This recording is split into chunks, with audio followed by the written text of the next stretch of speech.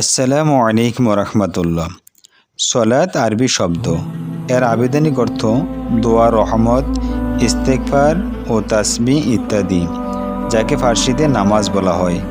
শরীয়তের পরিভাষায় নির্দিষ্ট রোকন ও জিকির সমূহকে বিশেষ পদ্ধতিতে নির্ধারিত সময় আদায় করাকে নামাজ বা সালাত বলা হয়। নামাজের গুরুত্ব ও ফজিলত। ইসলামে নামাজের গুরুত্ব অপরিসীম, কেননা আল্লাহ তাআলা ইরশাদ করেন, হাফিজু আলা সলাওয়াতি ওয়াস সলাতিল উসতা ওয়া কুমু লিল্লাহি কানিতিন। তোমরা যথাযথভাবে নামাজ আদায় করো, বিশেষত মধ্যবর্তী নামাজ, এবং আল্লাহ তাআলার উদ্দেশ্যে বিনীতভাবে দাঁড়াও। সূরা বাকারা 238 নং আয়াত।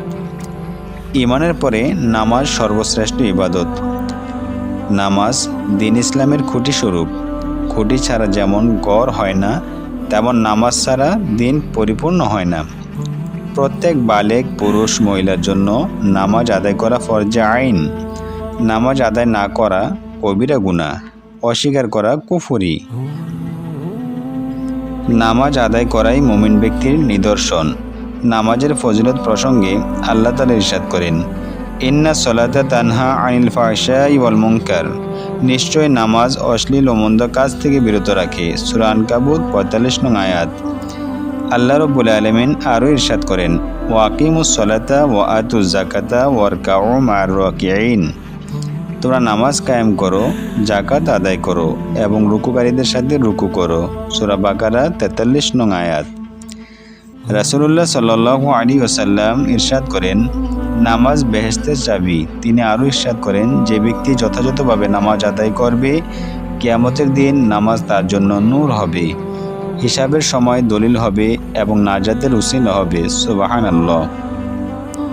পক্ষান্তরে যে ব্যক্তি যথাযথভাবে নামাজ আদায় করবে না, নামাজ তার জন্য নূর, দলিল এবং উসিলা হবে না। তার হাসর হবে কারুন, ফেরাউন, হামান এবং উবাই ইবনে খালফের সাথে। নাউজুবিল্লাহ। সহিহ মিশকাত শরীফ। নামাজের মধ্যে আত্মিক, শারীরিক, সামাজিক এবং পরলৌকিক উপকারিতা ও কল্যাণ রয়েছে। সুতরাং প্রত্যেক বালিগ মুসলমান নর নারীর জন্য দৈনিক 5 ওয়াক্ত 5 বার নামাজ আদায় করা ফরজ। নামাজের বাহিরে এবং ভিতরে 13টি ফরজ রয়েছে।